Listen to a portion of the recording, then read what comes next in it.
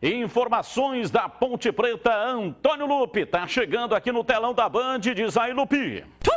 Beleza, Batista. Mais uma vez, um abraço para você, para todo mundo que está acompanhando os donos da bola. A Ponte Preta viajou para Recife na noite do último sábado e ontem finalizou a preparação para o duelo contra o Náutico, o jogo que está marcado para hoje à noite, às 20 horas, lá no Estádio dos Aflitos. A Ponte vai ter a missão de tentar parar a empolgação e a boa campanha do líder da Série B, o Náutico, que, como a gente viu no bloco anterior, venceu o Goiás na Serrinha pelo placar de 1-0 e continua sem perder na competição. Em relação ao time, a Ponte deve ter 2 desfalques. O primeiro, o atacante Rodrigão, que foi diagnosticado com edema na coxa esquerda, passou por exames e deve ficar de fora da partida. A informação que eu tenho é que nem viajou.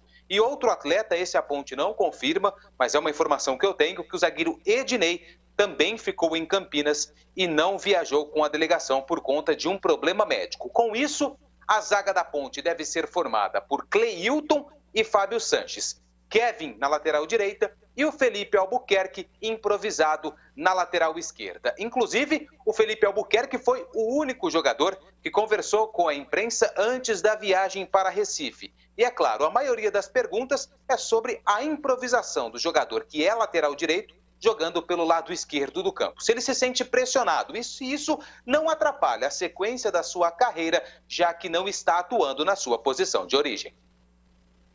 Não me sinto pressionado, desde que cheguei à Ponte Preta que atuei mais pela esquerda, mas é uma posição que eu venho evoluindo, venho buscando evolução sempre nos pós-treino, durante o nosso treinamento, para tentar evoluir cada dia mais e tentar desempenhar um melhor futebol ali pela esquerda e poder ajudar a Ponte Preta na sequência do campeonato. A gente, como é uma semana bastante longa, né, uma semana quase inteira sem jogos, a gente vem focando bastante em melhorar alguns quesitos que a gente vem pecando durante os jogos. A gente melhorou bastante na fase defensiva, a gente vem evoluindo bastante nesse quesito e agora a gente está buscando evoluir mais a parte ofensiva para que a gente possa chegar na frente e concluir melhor as jogadas. Bom, esse é o Felipe Albuquerque, que tem números interessantes no quesito defensivo, mas ofensivamente são números tímidos, até porque joga improvisado na lateral esquerda. Então o Felipe deve ter aí um novo companheiro de zaga, já que o Ednei, pelo menos a informação que eu tenho é essa, não viajou. A Ponte não confirma, a Ponte nem divulga os relacionados. Então Cleilton, que volta ao time, deve ser o companheiro de zaga do Fábio Sanches, que será mantido. No gol tem mais uma dúvida, a informação que eu tenho é que o Ivan deve retornar à meta titular e o Igor Vinhas, que foi o substituto do Ivan Quaresma durante os 8 meses que o Ivan ficou no departamento médico, volta para o banco de reservas. E no ataque, o substituto do Rodrigão não deve ser nem João Veras e nem Josiel, e sim Niltinho, que deve fazer uma função no meio-campo ao lado do Camilo, e no ataque, a presença de Moisés e Richard. Tentando projetar a provável formação da Ponte Preta, a Macaca deve enfrentar o Náutico com Ivan ou Igor Vinhas no gol, na lateral direita Kevin, na zaga a presença do Cleilton e Fábio Sanches e na lateral esquerda o Felipe Albuquerque. No meio-campo, Dauan, André Luiz, Camilo e Niltinho, no ataque Moisés e Richard. Esse é o provável time do técnico Gilson Kleina. A Macaca vai em busca da sua segunda vitória na competição e precisa dos 3 pontos para deixar a zona do rebaixamento da Série B do Campeonato Brasileiro. Só falando um pouquinho do Náutico, que tem uma campanha incrível na Série B do Campeonato Brasileiro, são 24 pontos, 10 jogos, 7 vitórias, 3 empates e nenhuma derrota. E jogando no Estádio dos Aflitos, o Náutico não perde há 23 jogos. São 15 vitórias, 8 empates e nenhuma derrota. A última vez que o Náutico perdeu nos Aflitos foi no dia 12 de outubro de 2020. E sabe quem venceu o Timbu? A própria Ponte Preta pelo placar de 2-0. Quem sabe a história não se repita hoje à noite e a Macaca consiga colocar um ponto final na invencibilidade do Náutico, jogando lá em Recife, Batista. O futebol tem muito disso, né? As histórias se repetem e esperamos que aconteça realmente, novamente, uma vitória da Macaca. Aí o time do Náutico Timbu e até o Edivalmir Massa, que ele é torcedor do esporte, mas ele é de Recife, ele conhece a história. porque na sexta-feira eu falei, por que é TV Timba? Ali no canto alto direito tá a televisão que pertence ao Náutico. Falei, não deveria ser TV Timbu? E aí ele me mandou uma mensagem dizendo que Timba é o apelido. O Timbu é o mascote, Timbu, que é um tipo de um rato. Mas o apelido é Timba. Então, mascote Timbu, o apelido do Náutico é Timba. Então, por isso, TV Timba está explicado. Valeu, Edivalmir. Há controvérsias. Há controvérsias. Você vai discutir com o cara que é de lá. Você foi ao cartório, o Edivalmir Massa, um abraço, Edivalmir, que participa muito da nossa programação. Você foi ao cartório, tirou a certidão de nascimento do Timba? Você tem a gramática do Segalha ou o dicionário Aurélio para saber se Timba não é o feminino de Timbu? Há controvérsias. Contesto. Timba é a mulher do Timbu. Eu não entendi o que ele falou. O nosso Pedro Pedreira. Eu encarnei agora aqui Pedro Pedreira, que fazia uma homenagem, né? Uma homenagem, dava um show espetacular na escolinha do professor Raimundo. Tô com o Edivalmir Massa, mas meti um Pedro Pedreira aqui, porque segunda-feira cabe. Na segunda dá para fazer. Vamos lá, CH, você que vai comentar o jogo pela Rádio Bandeirantes com a narração do Leandro Bola, está registrado, agora já vacinado.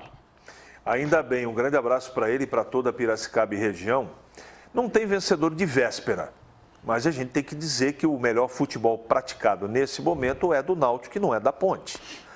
Em virtude disso, jogo fora de casa e pelas dificuldades, o Gilson Kleina está fazendo algo que eu gosto, está mexendo o doce.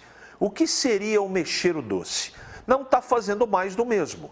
Jogar com centroavante fixo, com dois abertos, está funcionando? Não está. Principalmente porque hoje o Rodrigão não estará em campo e ele teria, teoricamente, que colocar o Veras. E o Veras, infelizmente, não está em boa fase, está em má fase. Então, o que ele deve trazer para o jogo, já trazido pelo Antônio Lupe de Prima, agora na Rádio Bandeirantes, ele vai colocar o Niltinho e vai fazer uma espécie de 4-4-2. É isso. Com os dois móveis na frente. Moisés, lá na frente, com o Richard. Vai funcionar? Não sabemos. Mas o importante é que ele está mexendo o doce e tentando achar alternativas dentro do próprio elenco que tem muitos problemas. O favorito é o Náutico. A naturalidade do jogo. O que vai acontecer, Carlos Henrique? Se tudo for dentro da normalidade, da história desse campeonato, o Náutico ganha o jogo. Só que não tem ganhador de véspera. Então a Ponte vai batalhar. Tem o problema do Ednei, que eu acho que é um problema. Mas eu tinha me esquecido de um detalhe, Batista. O Fábio está aí. E o Fábio ao lado do Cleilton, de repente fazem um bom trabalho. E eu vou torcer por isso, Tigrão. Também. Fábio Sanches estreou bem. O jogador experiente, veio lá do Goiás, né? Pedido pelo Gilson, né? E o Cleilton, que deixou o time apenas porque tinha tomado o terceiro cartão amarelo, entrou muito bem na equipe, ele se encaixou bem. Tem feito um bom campeonato. Aliás, o problema da Ponte não tem sido a defesa, e sim o ataque, o meio-campo e o ataque. Essa possível formação passada aí pelo Lupe, ela vai nos remeter a uma outra observação. O pseudo 9, ou farsão 9, como vocês queiram, ele vai ser ora o Camilo, ora o Richard e ora o Moisés. Acho até que com uma maior tendência para que o Moisés, quando a Ponte atacar, possa, estou colocando no condicional, este cara mais condicionado. Porque o que é que a moçada da Ponte já deve ter sacado? Que a Ponte tem 90% dos seus arranques ofensivos, dos seus escapes, a bola longa em cima do Moisés. E já está manjado isso. Todos os treinadores sabem. Previsível. Tá todo mundo sabendo que o jogador mais perigoso da Ponte é o Moisés. Mas jogando aberto do lado esquerdo, o que eles estão fazendo? Botando dois, um nele e um na sobra. E aí mata o Moisés e mata praticamente a única opção ofensiva da Ponte. Portanto, se o Moisés aparecer em partes do jogo, em momentos da partida, centralizado, como a Ponte vai ser centroavante, a mim não vai surpreender esse posicionamento dele. Faltou um negocinho, Ivan ou Vinhas. O Vinhas. Eu ficaria com Vinhas. Segundo o Crescenzo, vai jogar o Ivan. Crescenzo, olha lá, ele até ria. E está realmente de bom tamanho porque o titular era o Ivan Quaresma. Muito tempo parado, tudo bem, tá, mas voltou, já ficou um ano no banco, já fez um jogo treino, tá ok. Tá ok, tá beleza, eu volta só não normalmente. retornaria com o Ivan pesado, hein, Batista? num jogo desse, porque a Ponte está recolocando o Ivan, a sua principal moeda de troca hoje, o seu principal ativo, está colocando o Ivan na vitrine de novo. E a gente reza aqui para que isso não aconteça. Mas, de repente, pela superioridade do Náutico, né, 24 pontos a 8, o Náutico ganhou 3 vezes mais pontos que a Ponte até agora, vem voando. E a Ponte pega uma sacola lá e o goleiro é o Ivan, queima o filme. Tem o lado mercadológico também. Tomara que isso não aconteça. Finalizar aqui com o Antônio Lupe. Valeu, Lupe. Ótimo jogo para você. Valeu, Batista. Uma excelente tarde a todos. E a partir das 5 horas a gente já fala bastante sobre esse jogo no Bandeirantes Esportiva. É isso aí. Tá aí uma super vinheta. A vinheta mais horrorosa da história do Rádio Universal. Isso, a vinheta é maravilhosa. Solta de novo essa vinheta aí. Não nos falta não.